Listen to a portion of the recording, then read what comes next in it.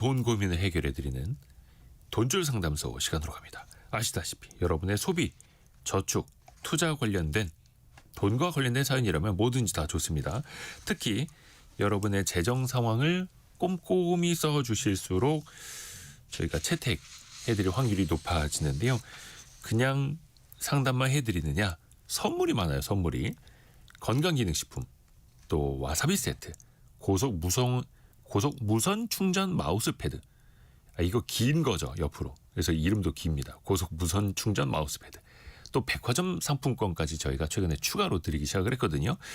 그러니까 저희 성공예감 홈페이지 들어오셔서 돈줄 상담소 게시판에 가급적 꼼꼼하게 글을 써주십시오. 오늘도 A4 용지 한 4장 정도가 되죠. 오, 감사합니다. 김경필 머니 트레이너 함께합니다. 안녕하세요. 네, 반갑습니다. 오늘 사연은요, 신혼부부예요. 네. 지난해 결혼을 했고 두 분 다 중소기업에 다니고 있고 내 집 마련이 가장 큰 목표고 네. 여기까지만 보면 평범합니다. 네. 예. 오, 연상연하 커플이네요. 이거 말씀드려도 되나요? 네, 뭐 본인이 적어주신 거니까 아내가 7살이 많으십니다. 와. 네, 요즘 이런 부부들 많이 있는 것 같습니다. 연상연하가 좋아요. 네, 그렇습니까? 저도 와이프가 그래요? 2살 연상입니다. 어떤 점이 좋은가요? 여기까지만 말씀드리면 안 될까요? 네네. 구체적으로 뭐 열거해야 되나요? 네. 아, 네, 그렇습니다. 사연자 부부의 월 소득을 합쳐서 580만 원입니다. 예, 좋지 않습니다. 그리고 전세로 살고 있는데 수도권에 아파트를 사고 싶어요. 이런 꿈을 갖고 있어요. 그러니까 사실 신혼부부가 가정을 꾸릴 때 먼저 해야 할 재테크 첫 걸음 어떤 게 있을까요? 뭐 뭐니 해도 시드머니죠. 예, 아무래도 목돈을 모으는 게 중요한데 현재 580만 원 소득 중에 지출을 보니까 323만 원이다라고 적어주셨거든요. 만약에 이게 진짜 사실이라 그러면 257만 원이 남아야 되고 그 257만 원이 44.3%니까 만약에 이걸 고스란히 저축이나 투자를 하신다 그러면 저는 굉장히 신혼부부로서 굉장히 좀 양호한 돈 모으는 그 저축 비율이 굉장히 양호하다 이렇게 말씀드릴 수 있죠. 이제 조금 걱정되는 거는 대부분 분들이 323만 원밖에 안 써요라고 적어주셨는데 그러면 남는 돈 257은 저축인가 이렇게 봤다면 네. 보면은 또 그건 또 아니에요. 그러니까는 써주신 내용과 나중에 보면 뭐 비정기 지출 같은 것들이 더 더해져서 그러니까 이제 우리가 돈 관리할 때 제일 중요한 게 진짜 정확하게 얼마 쓰는지 얼마를 저축하고 투자하는지 이런 걸 좀 정확하게 할 필요가 있는데 어쨌든 보여지는 걸로는 아주 나쁘지 않은 것 같습니다. 좋습니다. 이분들이 사연 맨 마지막에 부부가 경제의 경자도 모른다 이렇게 이야기를 해주셨거든요. 네네네. 근데 이제는 더 단단하게 미래를 준비하고 싶습니다. 그러셔야죠. 이렇게 예. 해서 조언을 많이 바란다고 말씀해 주셨고 신혼부부 이야기 조금만 더 하면 요즘에는 이제 결혼 전에 네. 서로의 자산 그리고 결혼 후에도 서로의 월급을 공개하지 않는 경우가 좀 있다 하더라고요. 그런 경우가 너무 많은 것 같습니다. 그러니까 두 가지로 나눈다면 오픈하느냐 아니면 이렇게 그러니까 오픈형이 있고 좀 서로 숨기는 블라인드형이 있고 두 가지인데 네. 오픈형도 두 가지가 있거든요. 완전 상호 오픈형이 있고 오픈은 됐는데 한 사람이 무조건 다 하는 방식이 있어요. 네. 그리고 블라인드 그러니까 뭔가 좀 숨기는 부분도 완전히 숨기는 부분이 있고 그다음에 뭐 월급 정도는 서로 공개하는데 보너스는 터치하지 말아라 뭐 이렇게 하는 방식도 있고. 그건 이제 상호 합의하에 하는 분들도 있고 아예 보너스 통장을 비상금으로 알려고 하지 마. 뭐 요번에 얼마 나왔는지 뭐 이렇게 얘기하시는 분들. 우리 회사는 사상 최대 실적인데도 사장이 보너스를 안 줘. 그러다 이제 동료분들 만나서 얘기하다 탄로나기도 하고. 그런데 이제 현대차 다니시는 분들은 또 신문에 나지 않습니까? 이런 거는 그런 경우는 본인보다 와이프가 먼저 보너스 몇 % 나온대 이런 얘기를 하시는 경우도 있고. 하이닉스 다니시는 분들은 숨길 수가 없죠. 숨길 수가 없죠. 근데 이제 제일 좋은 거는 오픈형이 좋습니다. 왜냐하면은 두 사람의 재무적인 목표 지금 신혼부부 사연인데 이제 얼마나 앞으로 우리 막 내 집 마련서부터 노후 준비서부터 자녀 교육서부터 뭔가 이런 목표를 가야 되는데 두 사람이 목표를 공유하려면 내가 얼마 벌고 얼마 저축하는지가 오픈이 돼야 되는 거죠. 아까 그 연상연하 커플일 때 김명애님이 제 아들도 7년 연상연하 부부인데 며느라이가 남편을 잘 이해하고 배려해줘서 행복하게 잘 살고 있어요. 이렇게 보내주셨고 이이이님 어차피 욕먹는 거 누나한테 욕먹으면 기분은 덜 나빠서 좋아요. 야 이것도 나 이거 딱히 반박을 못 하겠습니다. 그러니까요. 또 이제 신혼 생활할 때 사실은 집이 필요하지 않습니까? 그렇죠. 그런데 2024년 국가 통계처 통계처랍니다. 그 국가 데이터처죠. 데이터처 통계를 보면요. 집을 사서 신혼 생활하는 비율이 40% 정도입니다. 거의 뭐 절반 이상은 맞아요. 전월세로 일단 시작을 한다라는 건데 내 집 마련 계획부터 세우면서 사실은 또 신혼 생활을 해야겠죠. 네, 맞습니다. 우리가 이제 신혼 때 가장 저축률이 높아야 된다라고 제가 그 돈출 상담소를 통해서 계속 말씀을 드리는 이유가 사회초년생 때는 40에서 50% 정도는 저축을 해야 된다. 만약에 여러분들이 40에서 50% 저축을 못 하고 있다면은 그거는 몽땅 자신의 미래의 자신에게 돈을 땡겨 와서 쓰고 있는 거다. 그러니까 자기 미래한테 대출을 받아서 쓰는 거거든요. 그러니까 지금 사회초년생 때는 40에서 50% 해야 된다. 자, 그러면 이 사회초년생 때 40에서 50% 정도 하시던 분들이 두 분이 만나서 결혼을 하면 고정비가 줄어드는 부분이 있겠죠. 그러면은 40% 하시던 분들은 결혼하고 나면 50% 하셨던 분이 두 분이 만나면 60% 정도는 해야 된다. 이게 됐을 때 이 시드머니가 모여져서 내가 이제 내 집 마련을 할 수 있는 정도의 수준까지가 됐을 때 이제 내 집 마련을 해야 되는 거죠. 딱 계획부터 세우고 그래야 또 소비가 통제가 되고. 맞아요. 그렇죠. 근데 이제 과거 같은 경우 우리 기성세대들 같은 경우는 집값이 워낙 빨리 올랐기 때문에 내 집 마련, 뭐 사업 자금 마련, 자녀 교육 자금 마련, 노후 자금 마련 이런 네 가지의 과목이 있다 그러면 뒤에 거는 다 안 하고 맨 앞에 있는 내 집 마련만 했어요. 왜냐하면 내 집 마련만 해도 내 집 마련 집값이 너무 빨리 올라가니까. 근데 요즘은 꼭 그렇다고 보기는 어려워요. 그러니까 내 집 마련도 준비해야 되고 자녀 교육도 준비해야 되고 노후 준비도 해야 된다. 그러니까 우리가 옛날에 학생 때 얘기하면 국영수 과목이 있으면 국어 다 끝나고 영어하고 영어 다 끝나고 수학하고 하는 게 아니라 국어도 좀 해야 되고 영어도 해야 되고 수학도 해야 되는 것처럼 안배 그 비중은 좀 다르지만 동시에 다 대비를 해야 된다. 그러니까 신혼부부가 뭐 우리가 지금 저축 여력이 257만 원인데 이 가정 같은 경우는 257만 원 몽땅 다 내 집 마련을 위해서 투여하겠다. 그렇게 하시면 안 되는 거죠. 일부를 내 집 마련, 일부는 뭐 노후 준비라든지 나중에 자녀 교육 자금이라든지 이런 것들을 나눠서 해야 된다라고 말씀드릴 수 있습니다. 이 사연자 부부처럼 중소기업 다니는 젊은 신혼부부 집 살 때 도움받을 수 있는 제도 정책도 꽤 있잖아요. 네. 우리가 일부 때도 얘기했지만은 그 보금자리론 얘기했지 않습니까? 네. 그런데 이제 신혼부부만을 위한 또 전용 구입자금 대출이 있거든요. 자, 이거 같은 경우는 오히려 그 합산 연소득이 보금자리론 같은 경우는 7천만 원 이하인데 이거는 좀 더 높아요. 8,500만 원 이하면 가능하고 대출 금리도 2%대 중반에서 3%대 후반으로 굉장히 정책 금융으로서의 어떤 가치가 있다. 그래서 이제 요거를 이제 한번 그 청년과 신혼부부 주거 지원이라고 하는 홈페이지에 가시면은 여러분들 자세하게 안내를 받으실 수가 있는데 좀 전에 말씀드렸던 것처럼 부부 합산 연소득 8,500만 원 이하 그리고 순자산 가액이 5억 1,100 이하인 무주택 신혼부부 세대주인 경우에 가입이 가능합니다. 그러니까 이런 정책 상품들을 이용을 해서 대출을 받아야지 그냥 일반 주담대를 받으면요. 요즘 대출 이자가 굉장히 높습니다. 차이 많이 나죠. 네, 그래서 근데 이제 또 살짝 걱정되는 부분은 와 이렇게 또 좋은 정책 금융이 있구나. 청년 그리고 신혼부부에 대한 주거 지원이 있구나라고 해서 너무 무리한 대출을 받으시면 안 된다. 지금 뭐 아시겠지만 서울 같은 경우에 중위 가격 아파트가 11억 정도 되고요. 평균가가 14억 정도 되는 수준이거든요. 자, 그렇다고 하면은 이렇게 지금 굉장히 집값이 사실 높아져 있는 상황이기 때문에 앞으로 뭐 집값이 올라는 갈 수 있겠지만 과거만큼 빠른 상승은 어렵다고 봅니다. 그렇기 때문에 이렇게 정책 금융이 있다고 해도 50% 넘는 대출은 좀 지양해야 되지 않을까. 네, 제가 개인적으로 그렇게 말씀드리고 싶어요. 청년 신혼부부 주거 지원이라는 사이트가 있고요. 주택금융공사 그 보금자리론보다 어떻게 보면은 부부 합산 소득 기준이 조금 더 넓어서 높아서 유리할 수 있죠. 유리한 상품들이 있다. 그래서 뭐 주택금융공사도 좋고 청년 신혼부부 주거 지원 사이트도 좋고 이런 정책 대출 이렇게 같이 찾아보시면 훨씬 더 도움을 받으실 수 있을 겁니다. 그런데 반전이 좀 있습니다. 이 사연이 온 사이에 집을 계약을 하셨네요.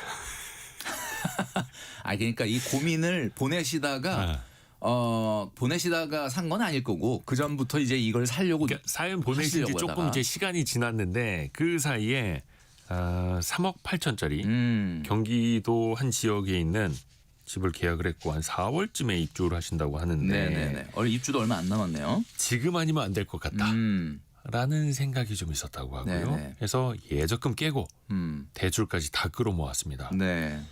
일단 그러면 내 집 마련의 꿈은 일단 이뤘거든요. 이렇죠. 예. 이게 좀 무리인가 이런 걸 좀 봐주셔야 되는데. 글쎄 뭐 어디까지가 무리고 어디까지가 무리가 아니다라고 딱 선을 긋기는 애매하긴 하죠. 우리 청취자분들이 한번 생각을 해보시면 지금 전세 대출 이자로 40만 원. 그러니까 이제 이것도 굉장히 싼 이자로 2.6% 이렇게 하시다가 지금은 그렇죠. 하시다가 이제 대출을 받아서 집을 사시게 됐는데 지금 전세도 2억 3천이래요. 2억 3천인데 2억 3천을 어떻게 조달했느냐? 보면은 전세 대출, 청년 대출 1억 8,400 그리고 신용 대출로 해가지고 어떻게 보면은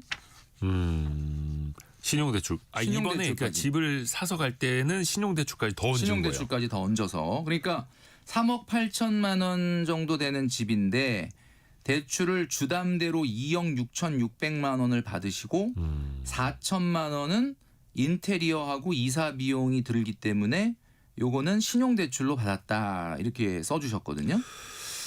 그러면 어떻게 보십니까? 이게 그러면 대출 금액이 지금 3억 8천짜리 집을 사는데 사실상 3억 이상을 대출받은 그렇죠. 거예요. 그렇게 되다 보니까 이제 뒤에 이자 얘기가 나오는데 이자만 해서 뭐 금리가 높진 않아요. 그런데 이자만 해서 신용대출은 한 5% 그리고 주담대는 4.3으로 계산을 하면은 월 이자만 원금 나가는 거 빼고요. 월 이자만 112만 원 정도가 나가니까 두 분의 소득의 한 20% 정도가 이자 비용으로만 나간다.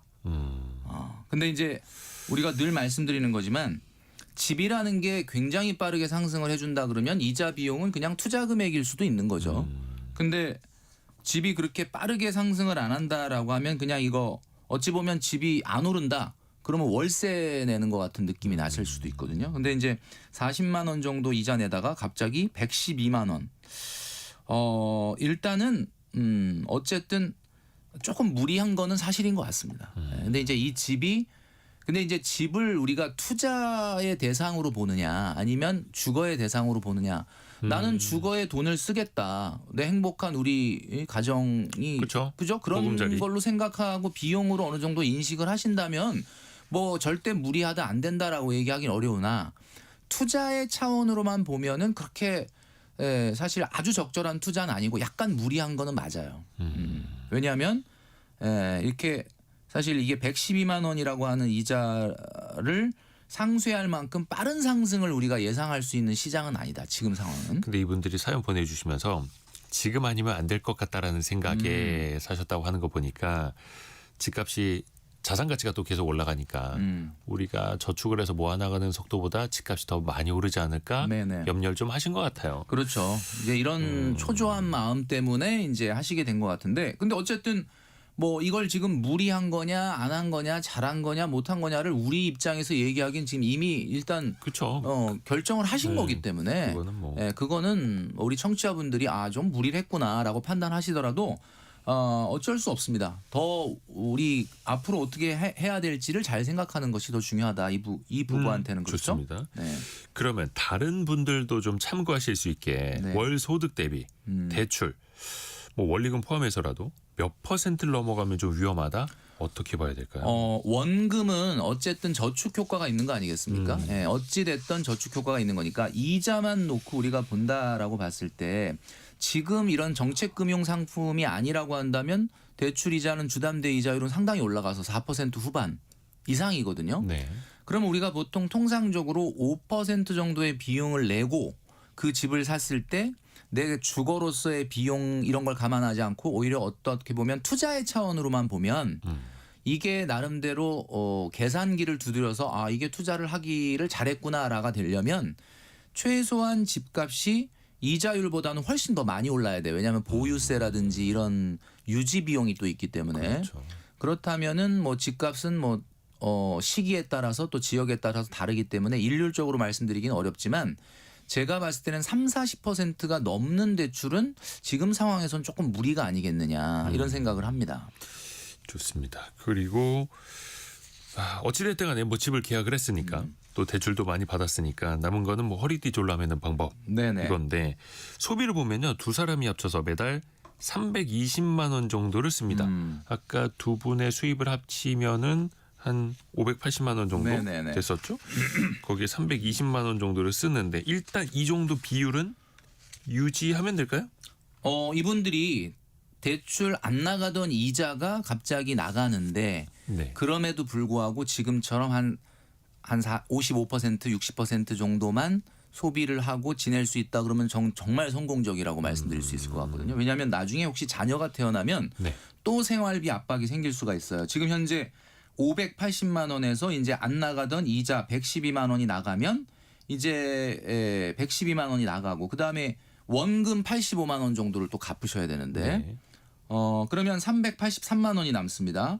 지금 지출이 320만 원대니까 60만 원 정도 여유가 생기는데 지금 말씀드렸던 것처럼 320만 원의 지출은 55% 정도 됩니다. 그러니까 여기서 진짜로 계절 지출 그러니까 아마 여기다 못 쓰셨을 수도 있는데 뭐 별도로 명절이나 여행이나 이벤트에 대한 비용이 다 포함돼서 320만 원으로 지금 다 쓰고 있는 거라고 하면은 이분들은 굉장히 성공적이다. 그러니까 이 정도 수준만 유지한다라고 봤을 때는 저는 이제 원금을 서서히 갚아 나가면서 이분들이 미래를 준비하는 데는 큰 문제가 없다. 다만 갑자기 320만 원 정도를 쓰다가 이제 대출 이자가 320 안에 들어오고 안 되겠는데 우리는 돈을 더 써야 되겠는데 하고 만약에 소비가 더 늘어나서 그렇죠. 400만 원이 넘어가고 이렇게 되면은 그냥 딱 이자하고 원금 85만 원 내는 것만 빼고는 아무것도 못 하게 되는 꼼짝달싹을 못 하게 되는 상황이 숨쉴 틈이 되거든요. 없는. 예, 그렇게 되면은 글쎄요 뭐 집값이 뭐 미래에 어쨌든 어느 정도는 올라가 주긴 하겠지만 그렇게 만만하지는 않을 수 있다. 미래 준비하는 데는. 근데 이분들이 뭐 낭비를 하느냐 그것도 아니에요. 그 이제 세부적으로 좀 들여다봐야 되는데 식비 한 달에 4-50만 원. 네. 저 이거 보고 깜짝 놀랐는데. 부부 맞벌이인데. 근데 이거는 솔직히 말씀드리면 제가 이게 좀 죄송한데 약간은 진짜일까 이렇게 좀 의심이 가긴 합니다. 왜 이렇게 써주셨냐면 신혼부부 두 분이 식비 외식비로 40만 원을 쓴다 한 달에. 그 외식비 합쳐서. 네, 합쳐서 그리고 10만 원 내외 정도의 용돈을 가지고 알아서 본인들이 뭐 나가서 점심이라든가 이런 걸 해결한다고 하는데 그렇다면은 이게 진짜 두 분 식비가 40, 50만 원으로 해결된다라고 한다면 이게 진짜라면 정말 대박이죠. 이건 뭐 정말 대단하다라고 말씀드릴 수 있는 거예요. 예. 그러게요. 아무튼 요거는 잘 하고 계시는 만약에 거고. 진짜라면은 건강이 염려됩니다. 너무 안 드시는 거 아닌가라는 생각이 좀 들어요. 그렇죠. 아무리 이제 두 식구지만. 그렇죠. 또 용돈이 각각 20만 원, 15만 원이에요. 알뜰합니다. 점심도 이 용돈 안에서 알아서 충당한다는 거예요. 맞아요. 회사에서 나오나? 회사에서 이제 뭐 점심도 드시고 저녁도 드시는 분들이 요즘 많더라고요. 구내식당 같은 거 잘 돼 있는 회사들은. 중소기업 두 분 다 다니신다고 했는데 남편 15만 원의 용돈 안에서 점심도 충당이어서 와, 이 부분은 진짜 칭찬을 해드려야 됩니다. 예, 이거 만약에 사실이라 그러면은 많은 분들이 지금 충격을 받으셨을 수도 있어요. 그러게요. 그리고 또 하나가 모임, 경조사비 또 양가 챙기는 비용이 또 빠질 수가 없는데 근데 이분들이 저수지 통장에 50만 원씩 모아뒀다가 이 안에서 쓰고 있다고 합니다. 네. 이야. 제가 이분이 이게 돈줄 상담소 애청자라는 걸 인증하는 그 증거가 저수지 통장이라는 말을 썼다는 거예요. 그러니까 아니 이분들이 경제의 경자도 몰라요라고 하셨는데 네, 잘하고 계시네요. 돈줄 상담소를 보면서 뭔가 좀 이렇게 발전하고 있는 듯한 느낌이 나는데 너무 잘하고 있는 거죠. 그러니까 따로 저수지 통장에 50만 원씩 모아뒀다가 쓰는 방식 괜찮습니까? 라고 하는 건 괜찮다라는 거 알고 지금 물어본 거거든요. 그러니까 이거 괜찮다라고 제가 얘기할 거라는 걸 너무나 100% 확신하시고 물어보신 것 같아요. 칭찬받을 포인트. 네, 칭찬받을 포인트. 진짜 이거는 정말 칭찬해드려야 되는 게 우리가 이제 좀 있으면 이번 달에 또 설이고요. 또 5월이면 가정의 달이고 우리가 매년 겪는 건데 왜 돈을 나눠 놓지 않고 매달 쓰는 돈에서 그냥 가져오고 보너스 타면 가져오고 이렇게 되면 안 된다. 그래서 비정기 지출을 따로 담아놔야 된다라고 말씀드렸는데 이제 그게 이제 저수지 통장이 되겠죠. 예. 여기서 하시는 건 너무 잘하고 있다. 맞아요, 맞아요. 또 지금이 이제 그 설 앞둔 시기이기 때문에 저수지 통장이 빛을 또 발할 때가 또 옵니다. 맞아요. 얼마 안 남았습니다. 그리고 이분들이 대단히 정확한 게 뭐냐면 제가 이런 말씀드렸거든요. 돈줄 상담소에서 본인 소득의 100%만큼 그 비정기 지출 통장에 모아야 된다. 그러면 이분들은 지금 580이니까 600이라고 봤을 때 한 달에 50씩 모아야 되는데 정확하게 지금 50씩 모으고 있지 않습니까? 그러니까 이것도 다 어떻게 보면 계획이 다 돼 있는 거예요. 잘하셨네요. 칭찬 듣기 쉽지 않은데 김경필 멘토한테 요 부분은 이제 좀 걱정이 됩니다. 네. 보험료가 나오는데 두 사람이 한 달에 35만 원씩 전체 소득이 580만 원에 35만 원이 보험료. 네. 아니 두 분이 한 달 용돈 합쳐서 37만 원인데 보험이 35만 원. 근데 이거는 좀 야단을 쳐주세요라고 하면서 좀 써주신 것 같아요. 사실 보험이라고 하는 걸 늘 말씀드리지만 있으면 너무너무 좋은 게 보험이죠. 근데 보험은 비용이기 때문에 항상 소득에 걸맞는 비용이 필요하다.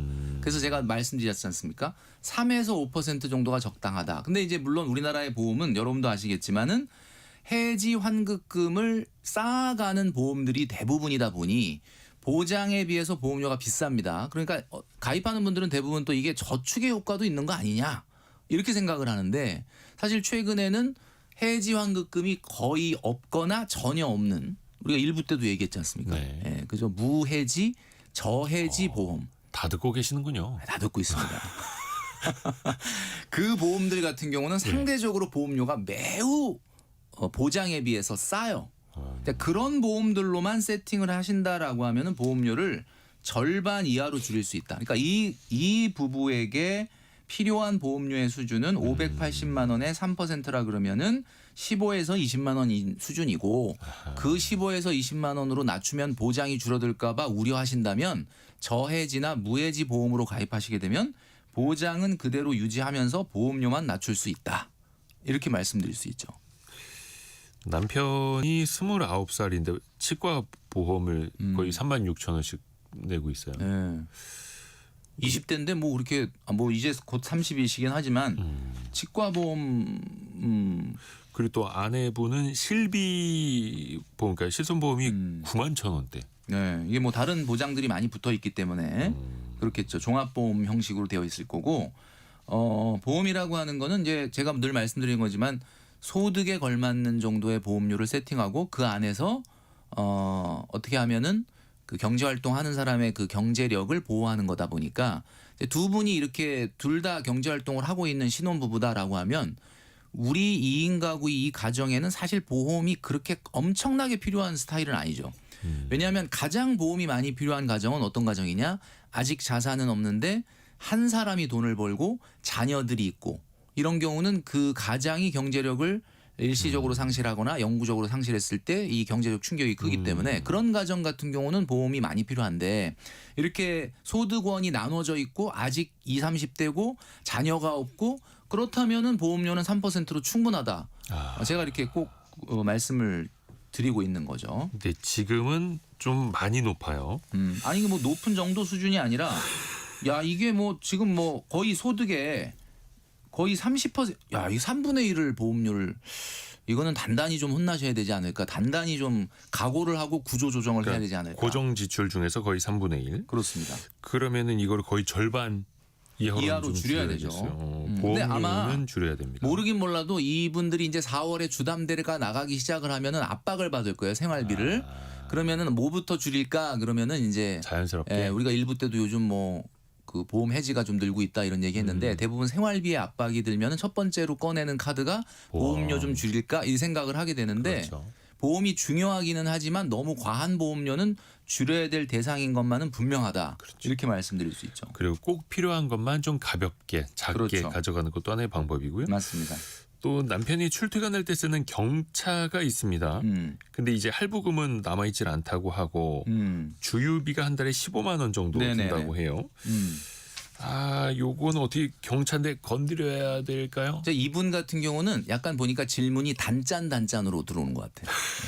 단짠 아시죠? 칭찬을 그리고 혼나는 거. 그러니까 칭찬, 이제 제가 원래 이렇게 하지 않습니까? 좀 예. 칭찬은 달달하게, 예. 그 다음에 좀 혼쭐 내는 거는 좀 짭짤하게 이렇게 하고 있는데. 짭짤한 거였어요. 그죠. 그게 보면 지금 아까 저수지 통장은 싹 얘기하시면서 요거는 좀 칭찬받겠지라고 얘기하셨는데 너무 칭찬드린다. 보험은 딱 질문하면서 이렇게 거의 소득의 혼나겠지? 30% 하는 건 어떻게 괜찮나요? 정답을 다 알고 계세요. 이건 혼날 거다. 그리고 나서 그 다음에 다시 좀 칭찬을 받을 수도 있겠다라는 생각으로 남편 출퇴근할 때 쓰는 경차가 경차. 있는데 이거 괜찮을까요? 괜찮을까요가 아니라 질문이 파는 게 나을까요? 이렇게. 근데 뭐 사실 두 분이 차를 한 대만 소유하고 있다면 580만 원 정도 소득인 2인 가구가 차를 소유하는 거는 저는 뭐 당연하다라고 보고 다만 제가 늘 말씀드리는 게 그 BMI 지수라는 거 있지 않습니까? 우리 그 체질량질 예. 지수의 BMI 말고 그 돈줄 상담소에서 이야기하는 BMI 지수가 따로 있단 말이에요. 네. 이건 뭐냐면 차에 대한 BMI 지수. 그렇죠. 그러니까 자기 6개월 월급 넘는 차는 차를 사면 타면 안 된다. 네. 그래서 이게 6개월 자기가 이제 여러분들 이제 자꾸 지금 머리 청취자분들은 내 차 얼마지 이거 생각하시는데 신차 구입 가격으로 계산하지 마시고 차량 잔존 가액으로 생각하셔도 됩니다. 그러니까 지금 내가 만약에 내 차 팔면은 뭐 얼마다 그 차량 잔존 가액 나누기 6개월 소득을 하시면 숫자가 1이 나와야 돼요. 1보다 많이 높으면은 안 되고 1보다 많이 낮은 거는 쉽게 괜찮겠지만. 말하면 연봉의 절반. 그렇죠. 연봉의 절반. 연봉이 뭐 예를 들어서 4천만 원이면 2천만 원 이하짜리. 그렇죠. 2천만 원짜리를 타고 있다 그러면 BMI 지수가 1이기 때문에 너무 건강한 정상적이다. 근데 이게 1.5를 넘어간다 그러면은 제가 과하다. 고도 허세라고 얘기했죠. 고도 허세, 고도 비만이 아니라. 그러니까 사실 1.5를 넘어간다는 건 자기 연소득의 월 소득의 9개월자 이상의 차를 탄다는 거거든요.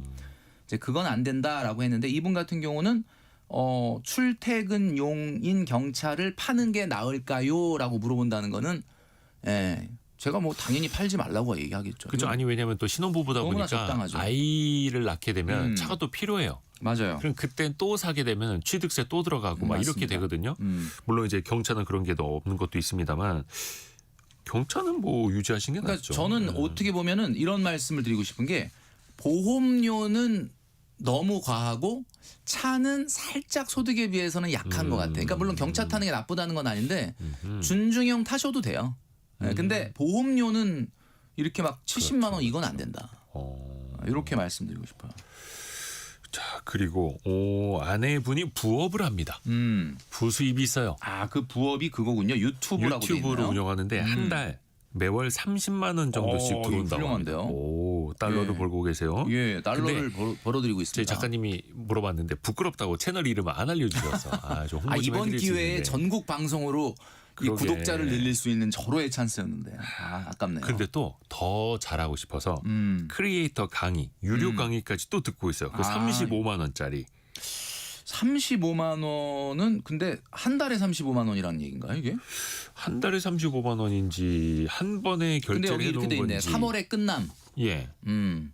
뭐 일시적으로 자기가 하고 있는 일을 더 잘하기 위해서 자기 개발 차원에서 투자한다라는 것은 저는 좋다고 봅니다. 근데 다만 35만 원이 정말 매달 나가는 거라고 하면은 1년에 400만 원인데 400만 원이 넘죠. 400만 원이 넘는데 그거는 지금 벌어들이는 수익에 비해서는 조금 너무 무리한 투자가 아닌가라는 생각을 합니다. 근데 어쨌든 뭐 3월에 35만 원이 거의 그냥 한 번에 내신 한 것 번에 듣는 같은데요. 거죠. 네. 뭐 저는 이런 거는 굉장히 좋다라고 보고요. 그렇죠. 왜냐하면 또 매월 30만 원씩 수입을 갖고 있고 그렇죠. 그걸 또 높이기 위한 본인을 위한 투자니까. 제가 돈출 상담소에서 여러 번 얘기 드렸지만 언젠가 우리 직이 끝날 때를 대비해서 우리의 업을 준비한다는 거는 너무 좋은 거죠.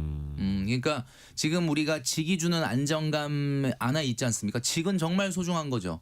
그런데 이제 직에만 너무 의존하다 보면 나중에 업을 이어가지 못한다. 그래서 이 세상에 가장 무서운 중독이 뭐라 그랬죠? 월급 중독. 음. 이 월급 중독에서 벗어나기 위해서 내 미래의 업을 준비하는 것이 대단히 중요한데 이분 같은 경우는 이 30대인데도 벌써 이런 다양한 또 다른 소득원, 업을 그렇죠. 업을 준비한다. 이런 면에서는 박수를 쳐드리고 싶어요. 너무 훌륭하다. 잘하고 계십니다. 잘하고 계십니다. 그리고 얼마 전에 계약한 그 집 말고는 뭐 비상금, 목돈, 주식 등 자산이 하나도 없습니다. 125만 원의 어떤 좀 여유? 룸이 조금 있기는 한데 네네. 사실 이제 4월부터 원리금 내는 거 생각해 보면 사실 이것도 오래가는 그런 여유 자금은 아니에요. 아마 이분들이 지금의 생활 수준을 그대로 유지한다라고 하면은 어떻게 보면은 여유는 100만 원이 채 안 됩니다. 근데 진짜 112만 원 이자를 내고 원금 85만 원 강제로 상환하는 거 말고 조금 더 관리를 지금처럼 잘 하신다 그러면 125까지는 아니지만 그래도 어느 정도는 저축과 투자를 할 수 있는 잉여 소득이 있거든요. 네. 이제 그런 것들을 지금 질문하실 땐 대출금을 먼저 빨리 갚는 게 나을까요? 아니면 투자를 하는 게 나을까요? 이렇게 물어보셨어요. 소득이 올라가면서 우리 청취자 여러분들도 많이 생각을 하시겠지만은 소득이 올라가면 저축률이 떨어집니다. 이거 한번 잘 생각해 보세요. 소득이 올라가면 저축률이 올라가든가요? 쓰게 되죠, 더 쓰게 되죠. 네. 그러니까 소득이 올라가면서 저축률이 떨어지고 또 자녀가 태어나면 소득이 높아져도 또 이제 주담대가 시작되면 원금 상환이나 이런 거 투자 금액은 줄어들 수밖에 없습니다. 이걸 이제 가장 경계하셔야 되는데 이런 부분만 어느 정도 이제 더 우리가 집을 사서 이자를 나가게 되니까 다른 쪽에 아이가 태어날 때까지는 소비를 늘리지 말자라고 이렇게 생활비를 잘 방어하신다라고 하면 이분들 같은 경우는 큰 문제는 없어요. 근데 이제 뭐 집을 샀으니까 이제 좀 마음이 좀 푸근해지고 뭔가 숙제를 하나 한 것 같은 느낌이 딱 들면은 차도 좀 그 돈줄 저기 네.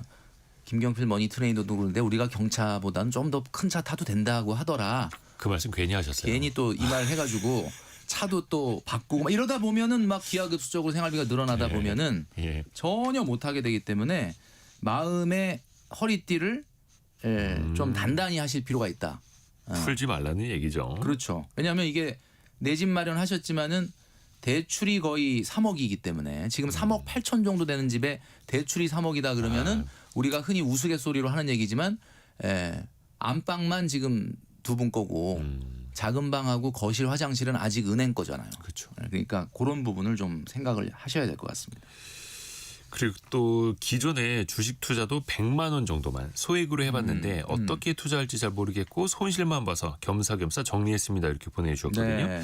이게 참 투자냐 예금이냐 특히 지금처럼 증시가 뜨거울 때는요. 때는 더더욱 그런 초조한 마음이 드는 거죠. 그렇죠. 지금 집도 초조한 마음에 지금 아니면 안 될 것 같다라고 해서 사셨단 말이에요.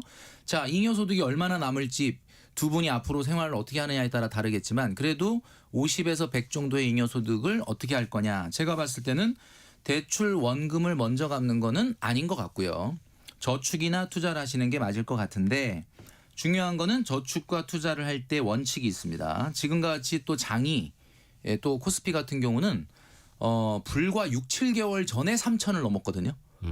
여러분 이게 참 오래되지 격세지감을 않았어요. 느끼시지만 요즘 뭐 5천 그러니까 그냥 오래된 것 같지만 불과 6, 7개월 전에 3천을 찍고 그 다음에 5천 왔는데 4천 갔다는 얘기는 못 들어보셨죠? 왜 그런 줄 아십니까? 그냥 4천을 안 거치고 바로 5천을 갔기 때문에 거의 고속도로 휴게소 안 들르고 안 바로. 들르고 그냥 네. 갔죠. 그러니까 세 가지만 좀 저는 조언하고 싶어요. 예. 투자를 하시는 건 좋은데 자, 첫 번째 언제까지 투자할 수 있는 돈인지를 생각하셔야 됩니다. 자, 언제까지? 자, 우리가 집은 샀으니까 원금과 이자는 갚고 있죠. 자, 잉여소득이 남는데 나중에 자녀 태어나면 잉여소득이 없어질 수도 있어요. 네. 그럼 내가 과연 언제까지 이걸 투자할 수 있는 돈인지 첫 번째 언제까지 투자할 수 있는지를 먼저 생각해라. 자, 두 번째 얼마까지 투자할 수 있는지를 생각해라. 자, 첫 번째는 기간, 두 번째는 금액이 정해지고 나면 마지막 세 번째 과연 투자 수익으로 얼마를 목표로 하고 있느냐. 자, 요 세 가지를 한번 생각해 보시면 네. 정리가 딱 됩니다. 아, 내가 100만 원의 여유 자금이 있는데 한 50만 원씩 3년 정도 투자해서 1,800만 원을 주식에 한번 넣어보자. 자, 그러면 나는 그 3년 동안에 얼마 정도면 만족한다. 자, 이게 딱 되면은 정리가 딱 되시는 거죠. 예, 근데 이게 안 된 상태에서 무작정 그냥 요즘은 이게 좋다 그러니까 이거 사고 저거 좋다고 저거 사고 이렇게 왔다 갔다 하시다 보면은 그냥 휘둘려 가지고 투자가 제대로 안 돼요. 괜히 시간과 에너지만 뺏기게 됩니다. 맞습니다. 특히 지금은 초심자의 행운이 많이 여기저기서 나타날 거예요. 맞아요. 그냥 아무거나 사도 거의 돈을 벌 수 있는 확률이 높아지기 때문에 요즘에 왜 유행하는 그 인터넷 전문용어로 짤이라고 하는 그 사진 네네. 보면 어떤 어르신께서 무슨 ETF, 레버리지 이렇게 삐뚤빼뚤한 글씨로 써서 어디 내밀고 있는 그게 요즘 되게 유행하고 있거든요. 네네네. 그 정도로 이제 많이 묻지마 투자도 몰린다는 거고 7088님이 진짜 좋은 말씀해 주셔서요.